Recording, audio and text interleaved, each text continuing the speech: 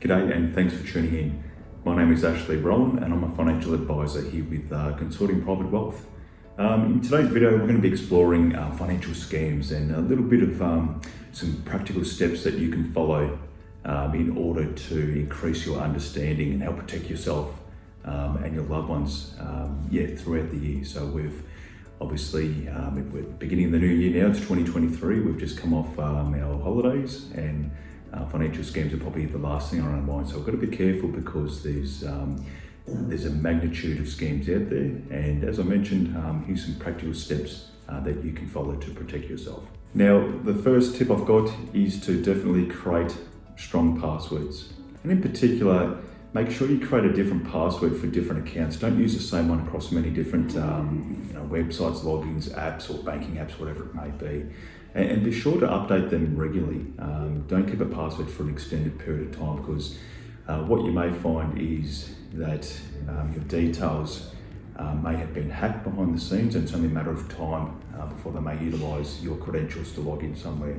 A strong password is definitely the first line of defence against unauthorised access into your devices or accounts. So a strong password should contain both uppercase and also lowercase letters.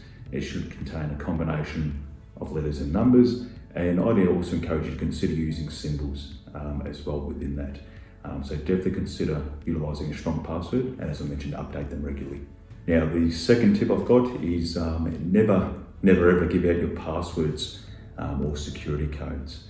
A legitimate company, a banking institution, for example, you'll never be called and asked for these details. So if you've been cold called or messaged or emailed and they're requesting this information, be extremely skeptical because perhaps 9 times out of 10 this would be a scam or fraudulent activity, and you don't want to be in a position where you're compromised and giving this sensitive information out. So never give out passwords or security codes. Now, tip number 3, you make the effort to familiarise yourself with the current scams, what's going around, online or in your local community at the moment.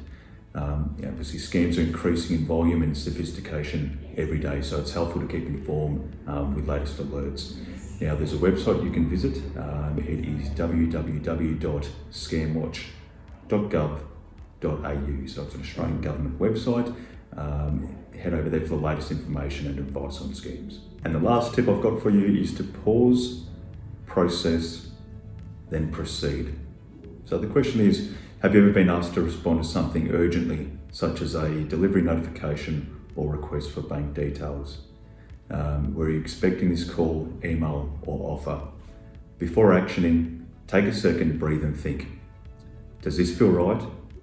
If in doubt, don't act.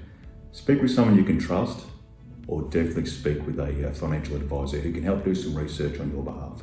Now, we've had clients in the past with letters of offer, emails and the likes, and they've requested a bit of a second opinion, and we've been more than happy to provide some guidance in relation to that. And the majority of times they've turned out to be scams or offers that have seemed too good to be true. So take your time, don't feel rushed, don't feel the need for that urgency in response. Pause, process, then proceed. So just to summarise, scams are definitely on the rise. So increasing your scam prevention knowledge is one of your best defences.